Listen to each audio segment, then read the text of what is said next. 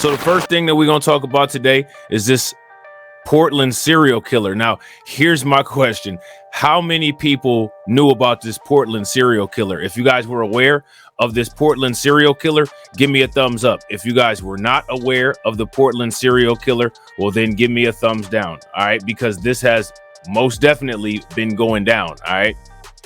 Suspect Portland serial killer was let out early due to C-19 concerns. Now, you know what I find fascinating?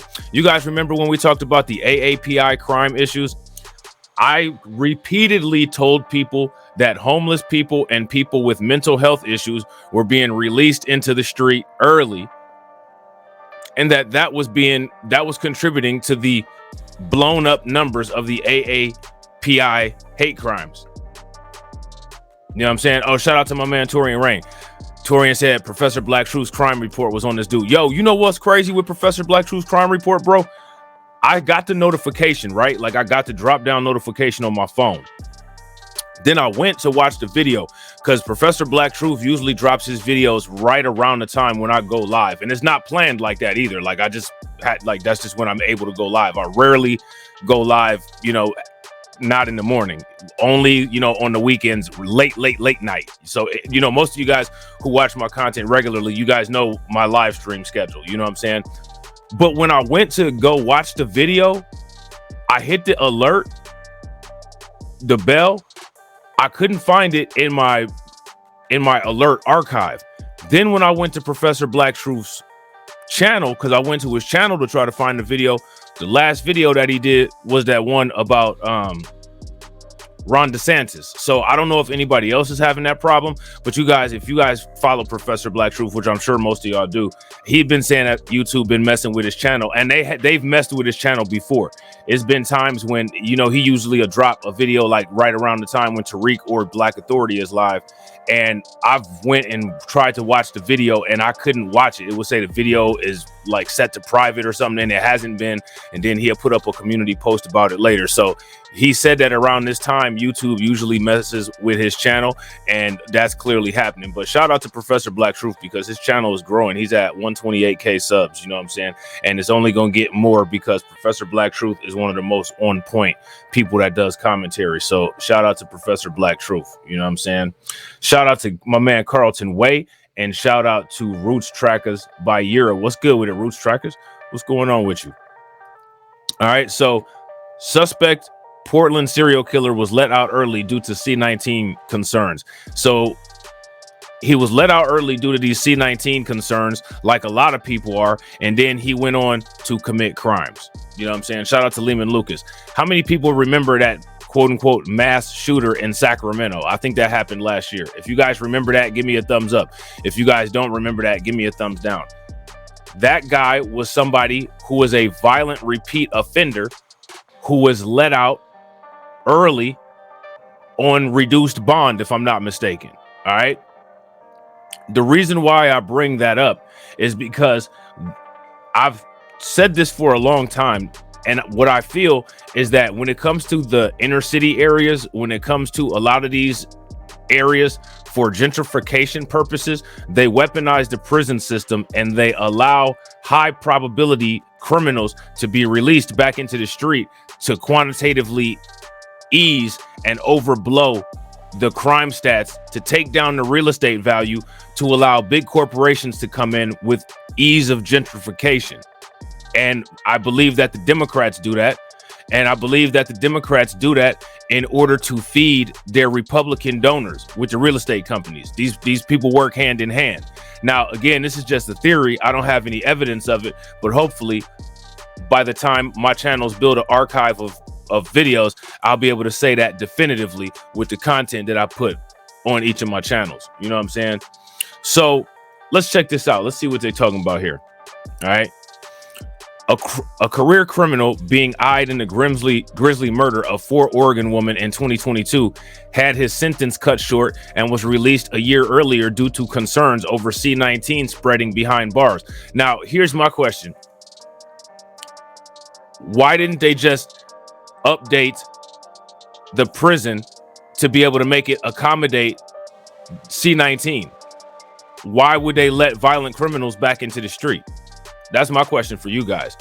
Jesse Lee Calhoun, who is 38, was among about 1,000 inmates granted clemency by the Democratic former Oregon governor Kate Brown as fears spread of the pandemic swept through the nation, the Wilmette Week reported. Calhoun had been sent to prison in 2019 on a series of felony convictions. Okay, I'm going to open up this article right here too. Calhoun had been sent to prison in 2019 on a series of felony convictions, including burglary, possession of a stolen vehicle, injuring a cop, and choking a police canine, and was jailed and due to be jailed until late 2022. So again, this dude had a violent criminal history. Again, literally, we're a paragraph in, and everything that I just said is part of his profile. Shout out to my man Cameron Jones. We're only a paragraph in, and everything that I said is already a part of this dude's criminal profile.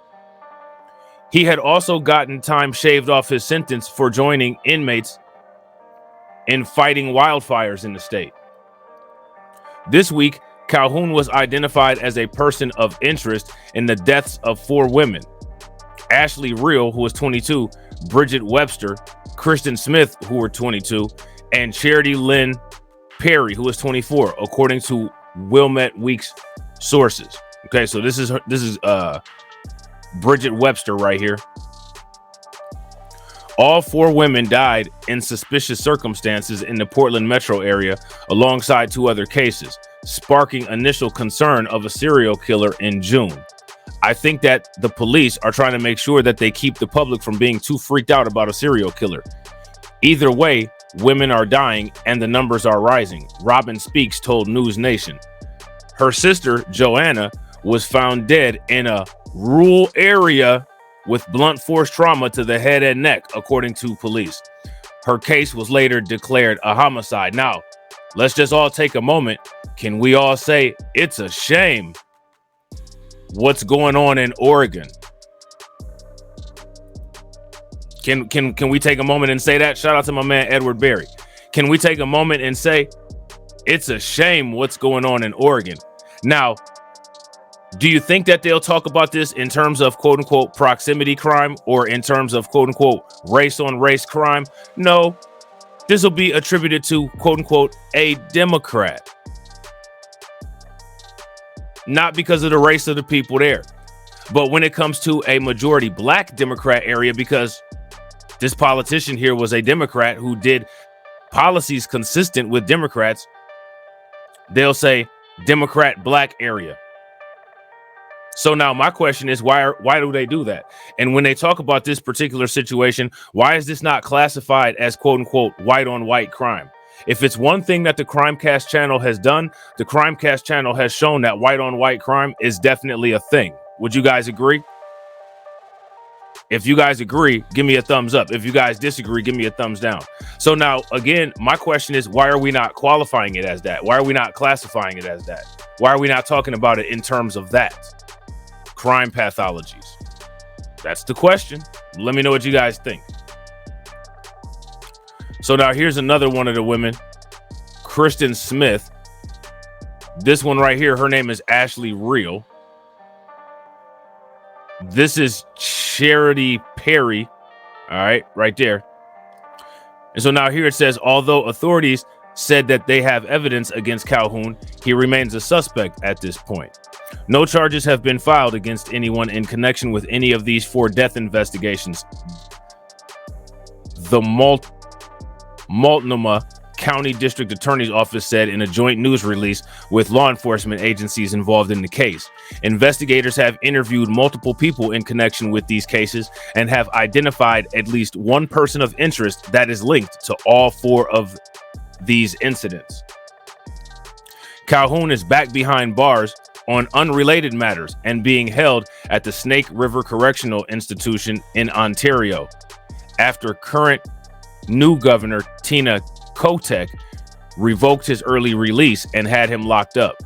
Calhoun has a long string of busts dating to 2004 and previous prison time on an assault conviction in 2009. So now I want you guys to pay attention to something. Do you guys see how we easily profiled this guy? And shout out to Lehman Lucas, and shout out to Val Williams, and also shout out to Lloyd Sky 9 and Carla Lockard. What's good with you guys? And real quick, ladies and gentlemen, also make sure you guys throw some radiation emoji in the chat for Telegram Threema, who cash apped your boy. You know what I'm saying? Shout out to Telegram Threema. Telegram Threema is somebody that has literally been supporting this channel in particular since it started. So make sure you guys show Telegram Threema some love. And real quick, ladies and gentlemen, shout out to everybody that's in here. We got 17 people watching.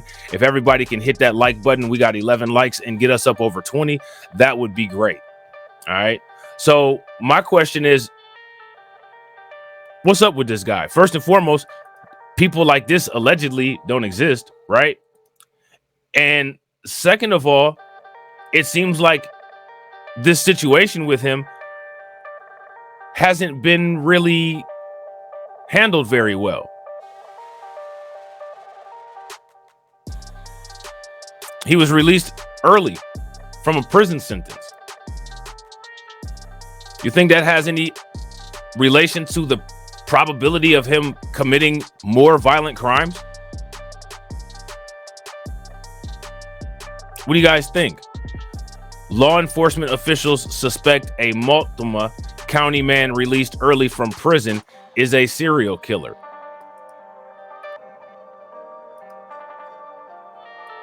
Jesse Lee Calhoun is in custody, but has not yet been charged with any of the deaths in 6 women earlier this year. Now, the thing that's interesting is that he's not in custody as a result of being a suspect for this crime. They said that he was in custody because of unrelated matters.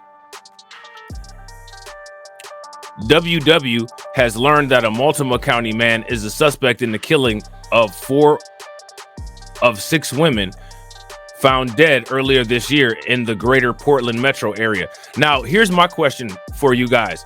Do you guys think that there's any coincidence in us finding all of these quote unquote serial killers now?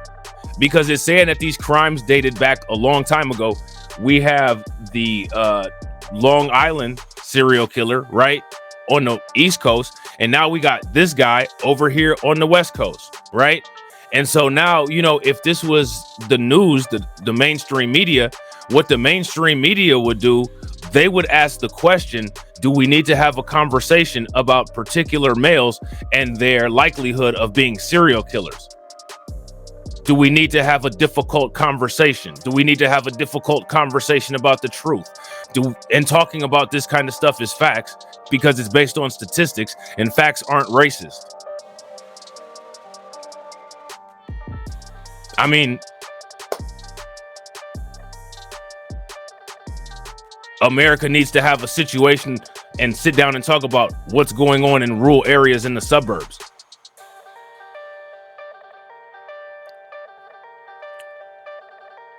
Sounds like a conversation like that might actually keep people alive, and it also might keep kids from having things happen to them at young ages. But we'll continue to have those conversations on this channel. You know what I'm saying? Several people familiar with ongoing investigations in multiple jurisdictions tell WW that detectives have linked 4 of the deaths to Jesse Lee Calhoun, whose most recent address is in Portland. Serial killers are unusual, but in Calhoun's case, according to people familiar with it, may be one of a kind. I don't think that serial killers are unusual. And what's interesting is that we talk about serial killers on Crimecast all the time. All you got to do is just watch literally all of the live streams on this channel. Look at a lot of the videos and the successful movies that come out on Netflix or even at the movies. Look at Silence of the Lambs. So now here's my question. What's unusual about serial killers? What's unusual about serial killers is that serial killers in most cases fit the description of males that the mainstream media says are not capable of committing crime. That's what's unusual about serial killers. The reality doesn't match the narrative. That's what's unusual about it. Would you guys agree? If you guys agree, give me a thumbs up. If you guys disagree, give me a thumbs down. That's because Calhoun, who is 38, is among more than 1,000 inmates whom former Governor Kate Brown granted clemency, allowing them to leave prison early. Of those Brown released early, officials believe Calhoun is the one whose clemency has since been revoked. Records show that Calhoun is currently in custody at Snake River Correctional Institution in Ontario, where he was lodged July 6th on charges apparently unrelated to the murders. So now what I find fascinating is that when it comes to talking about particular individuals, anytime they're locked up on quote unquote unrelated charges, it just leaves it at unrelated charges. It doesn't say what the charges are. It doesn't say when they got arrested. Doesn't say any of that. Facts. I gotta agree, Torian. I bet you if they were overwhelmingly black, they wouldn't be unusual. Facts. And I bet you every news outlet would sit there and have a difficult conversation about it. Because when it comes to the AAPI hate crime statistics, let's just keep it a buck. Black people committing AAPI hate crime statistics is quote unquote unusual, because usual would mean greater than 51% of the crimes that take place. And we know who commits 71% of the AAPI hate crimes. Anybody want to drop that stat and that group in the chat? But if you watch the news, that's not what the news shows. And another thing that the news doesn't show are crimes like this. The charges on which he is being held do not show up on online court records, which is unusual. Man, we got all of these unusual things. You know what? Should I change the name of this video, this live stream, to to Crimecast, the unusual stream? Because within the first 24 minutes, we're already talking about a bunch of unusual things. So my question is, why aren't these things up? The charges on which he is being held up do not show up in online court records, which is unusual. He has not yet been charged in any of the women's death, although officials expect that to change. So if anybody keeps track of this particular situation, make sure that you guys are part of the Discord by hitting the link that's pinned in the chat. Okay. The link for the Discord is also in the description box, or follow me on my other social media and tag me in articles about this situation as it develops, and we'll cover it. All right. Calhoun, a reportedly talented artist. I mean, this is just like how they described the other guy, a wonderful career family man. They're not calling him a thug, despite the fact that this dude is a thug. This dude has a rap sheet, and the thing that they described him as a reportedly talented artist. It seems like he's a reportedly talented criminal as well. Now, let me ask you guys a question. This guy that has his rap sheet this long, why would the first thing that they say about him be that he's an incredibly talented artist? I didn't know that this was an art review. I thought that this was a crime review. Who told booking officials that he earned his living painting designs on vehicles. Has a long felony record of convictions dating to 2004. Now, you want to know what I find fascinating? A lot of those dreadhead pookies that they arrest in the inner city for doing things like murder and doing things like robbery, they never report them as aspiring rap artists or aspiring athletes or aspiring social media content creators. They're just thugs. Even if it's reported, you know, this individual has an album coming out. But this guy is reportedly a talented artist. After arresting him in 2018 with meth, several guns, and more than 500 rounds of ammunition, is there anything else that you see consistent? What was he doing with all this meth, guns, and several rounds of ammunition? Probably a lot.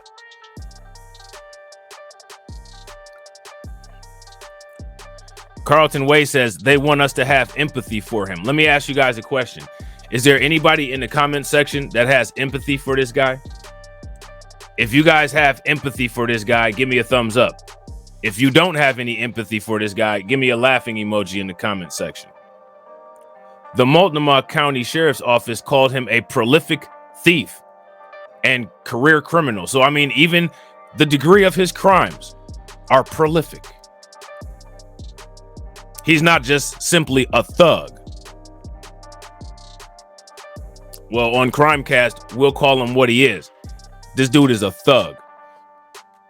Calhoun's most recent convictions came in November 2019 when he pleaded guilty in separate cases to a raft of felonies, including burglary, unauthorized possession of a stolen vehicle, and injuring a police officer. So now here's my question. Why is he alive? Because in the United States, that's a death sentence. THUG, we beat. That's the mentality. We thuggin', thuggin' till the day I die.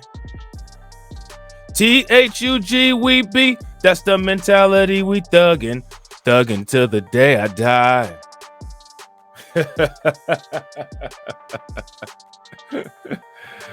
Oh man! Shout out to Bone Thugs and Harmony. He was out here making people's body rot, body rot, body rot, body rot.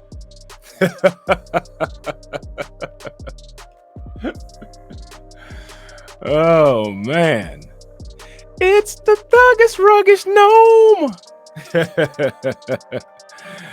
It's the thuggish ruggish gnome. And he was beating up the police too. He was out there choking the police dog like, no surrender.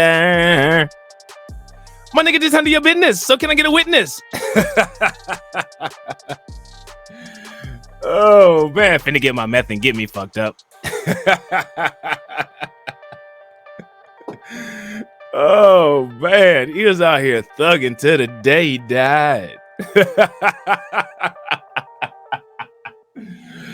Oh man, yeah, that's a thug right there. Thug life, you know what I'm saying? So he injured a police officer and a police dog. You know what I'm saying? I'm surprised he didn't get life for injuring that police dog. Yeah, choking the police dog. He must think he's Michael Myers. What you think the police dog said while he was getting choked? Yeah, Latasha was singing. Facts. You know what I'm saying? Shout out to St. Clair. St. Clair is a street in Cleveland that runs from the west side to the east side. You know what I'm saying? Shout out to St. Clair. You know what I'm saying? Those convictions earned Calhoun 4 concurrent sentences, the longest of which was 50 months. Now, how long is 50 months? That is about 5 years and some change, isn't it? Or is it 4 years and some change? That's about 4 years. 4 years. Is that 4 years and 2 months? 12, 12, 12, and 12 is 48. Plus 2 months. That's 4 years and 2 months. For the 9 quat. Facts. He's sitting up there talking about Ouija. Are you with me? Mo murder, murder me now. Ouija, are you with me? A bloody murder, a bloody murder. I got out because of COVID. Come again. Murder, murder, murder. Mo murder, murder, mo murder. Mo murder, mo murder, mo murder.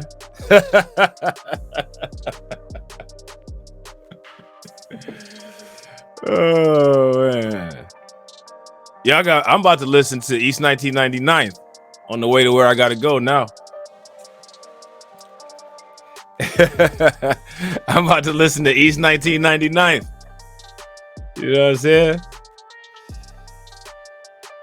So those convictions earned Calhoun 4 concurrent sentences, the longest of which was 50 months, which included the nearly 9 months that he'd already served. His projected release date after a 20% reduction due to good behavior was June 30th of 2022, according to the Oregon Department of Corrections. So why did he get this reduction? But another 11 months were shaved off after he joined a group of inmates fighting wildfires. He was released on July 22nd of 2021. So now let me ask you guys a question. How often do you all hear of other people getting opportunities to get released like this? And shout out to Edward Berry. With good behavior, he did 18 years. During the pandemic, Governor Brown began a process of granting mass communications, early release to prisoners who were well behaved, nearing the end of their sentences, and particularly vulnerable to C-19. In Oregon, the governor has had broad latitude to either release prisoners early, that's called conditional clemency, or pardon them outright, which entails both releasing them and scrubbing their criminal records. Now, here's my question. How many people do you think are out there who have been granted clemency by their state and have their criminal records scrubbed? So when when crimes are reported, we'll never hear about it.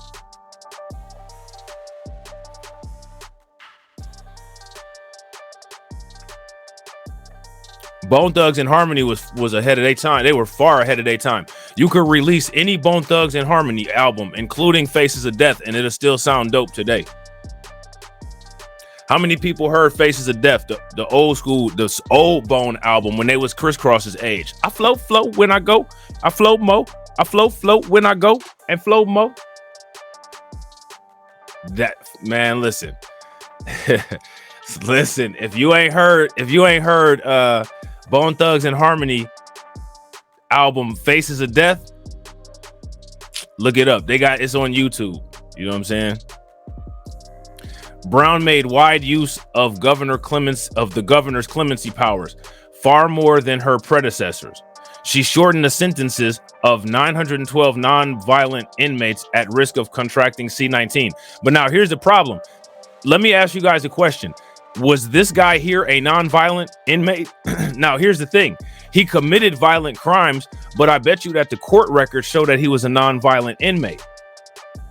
So he probably was able to be classified as a non-violent inmate, despite the fact that we have the undeniable proof and the undeniable knowledge that he choked a police dog.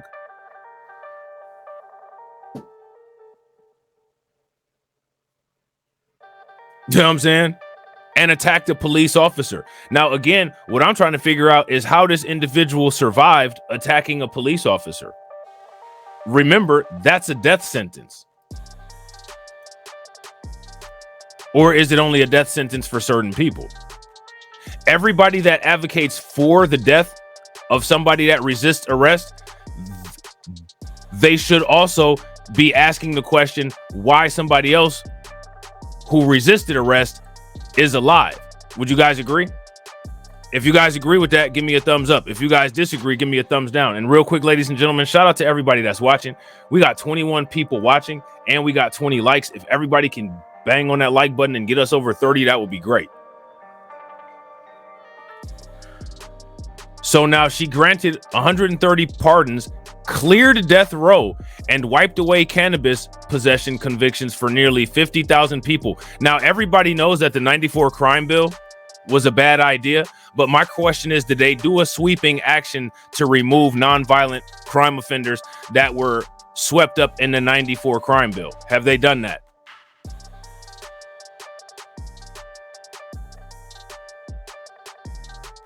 That's the question. Brown earned recognition across the country for her commitment to criminal justice reform, appearing at Princeton University, for example, on a December panel titled Correcting Injustice: How Clemency Serves Justice and Strengthens Communities. I'm curious about the ethnic makeup of these releases. Maybe one day we'll run across some information and we'll be able to talk about it. I wonder if the proportion of people released from prison based on programs like this is the same as the proportion of people who get dumped into the prisons.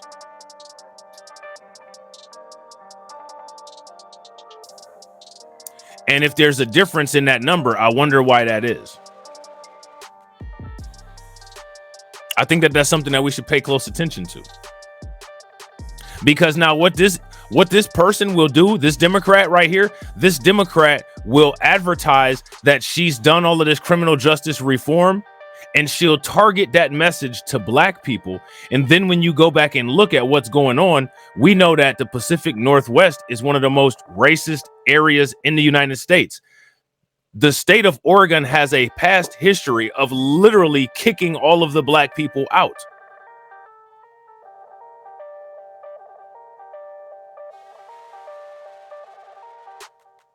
So how many people do you think are actually there?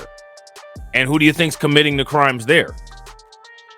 Shout out to my man DJ Elmo. What's good with it, bro? And I think that these are questions that we all need to ask.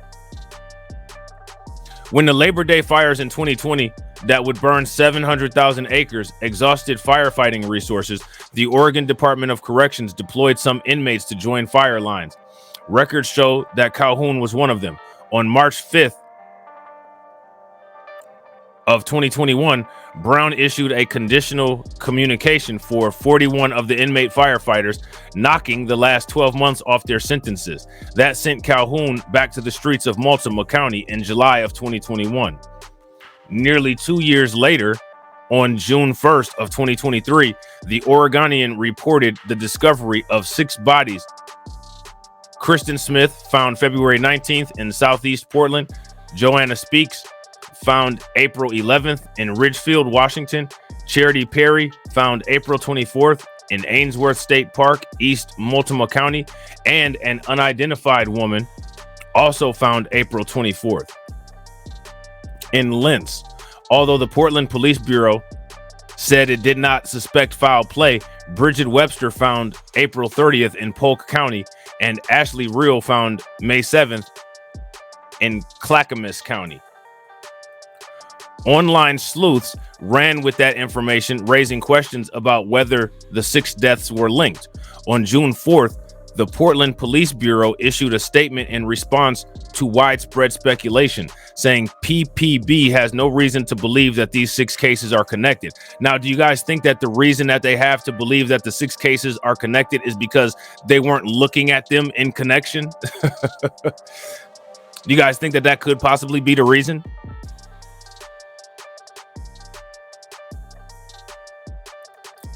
It is unclear whether the police bureau was deliberately withholding information or if the new information has emerged since then. I don't think that it's unclear at all. Here's my question. Do you guys think that the police department was withholding information?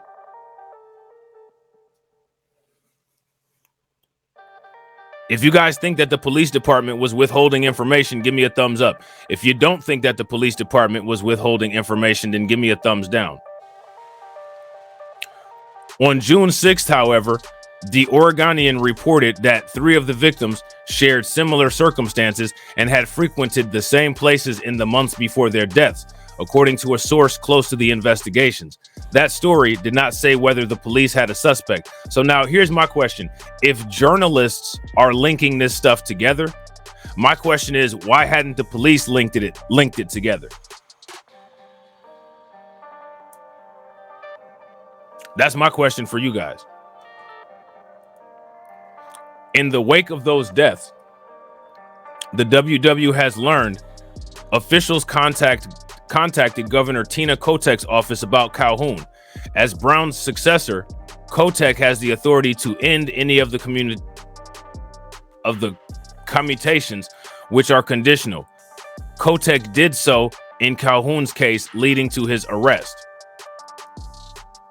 The governor's office received a request to revoke Jesse Lee Calhoun's commutation status from the Multnomah County District Attorney's Office on July 3rd of 2023 and fulfilled the request the same day, says Kotek spokesperson Elizabeth Shepard.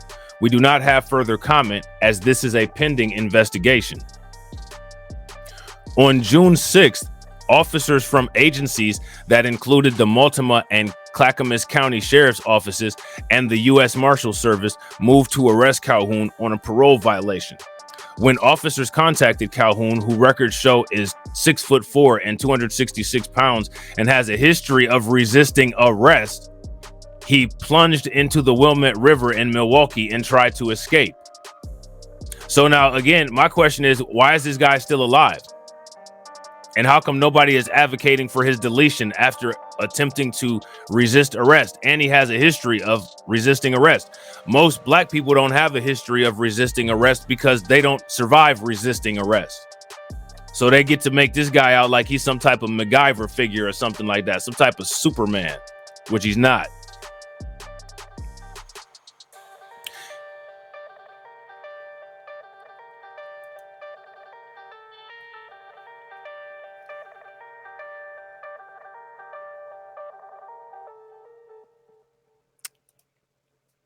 Officers subdued him and initially booked him on parole violation on June 6th in Clackamas County, where one of the 6 women's bodies was found.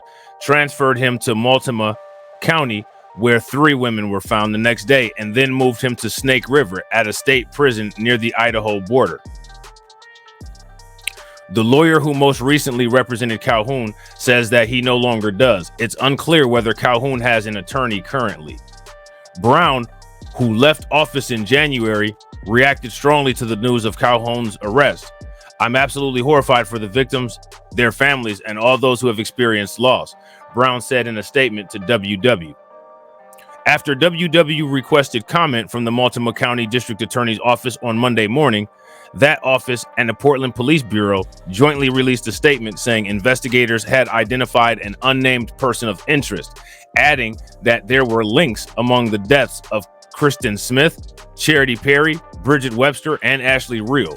Anyone with information about any of the women's deaths or Calhoun should contact police via www.crimestoppersoforegon.com.